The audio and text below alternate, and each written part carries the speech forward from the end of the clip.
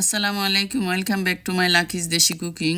আজকে তৈরি করতেছি সুইট একটা আইটেম, খুবই সহজ এবং সিম্পল রেসিপি। তো মেহমান আসলে খুব তাড়াহুড়ার ভিতরে থাকলে এটা ইজিভাবে তৈরি করা যায়, রান্না করতে হয় না চুলায় দিয়ে।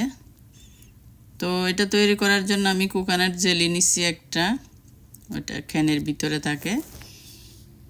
তো তালের শাঁস নিচ্ছি দুইটা, সাথে নিচ্ছি দুইটা কন্ডেন্স মিল্ক, একটা ফিশ স্লাইস, তারপর নিছি 3 এলবি একটা শাওয়ার ক্রিম। এটা 3 এলবি আছে এখানে।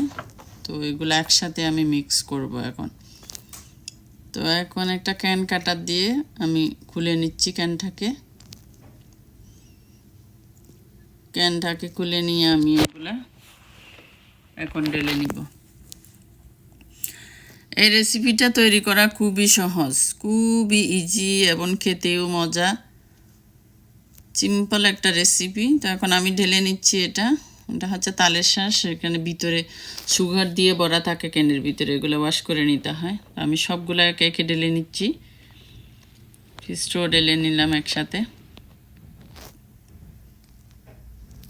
তো এখন এগুলো ভালো করে আমি ধুয়ে নিব, একদম যাতে কোনো সুগারের না থাকে, ভালো করে দিতে হবে। তো ফিশের স্লাইসটা একটু বড়, যেহেতু আমি একটু ছোট টুকরো করে কেটে নিছি এইরকম স্লাইস করে। একইভাবে আমি কন্ডেন্স মিল্কগুলো ওপেন করে নিচ্ছি এখন একটা ক্যান কাটারের সাহায্যে। তো এখন সবগুলো আমি একসাথে মিক্স করব, ঢেলে দিচ্ছি কন্ডেন্স মিল্ক। এখন দিয়ে দিব সাওয়ার ক্রিমটা ঢেলে দিয়ে আমি মিক্স করে নিব।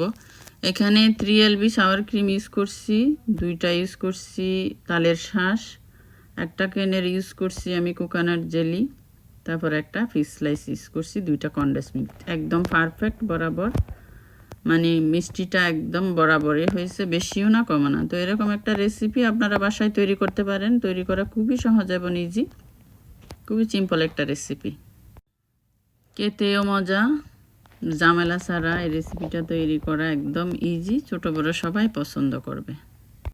তো সবগুলো উপকরণ মিক্স করার পরে একটু পাতলা হয়েছে, এটা ফ্রিজে রেখে দিলে 30 মিনিটের জন্য একদম ঘন হয়ে যাবে, আবার বসা যাবে। দেখুন একদম লিকুইডই হয়ে গেছে। অবশ্যই এরকম অবস্থায়ও খাওয়া যাবে, আর ফ্রিজে রেখে ঠান্ডা করে খেলে তো আর কথাই নেই, খুবই মজা খেতে। তো আমার কাছে খুবই মজা লাগে এই রেসিপিটা, এবং তৈরি করাও খুব সহজ এবং আমার খুব ফেভারিট।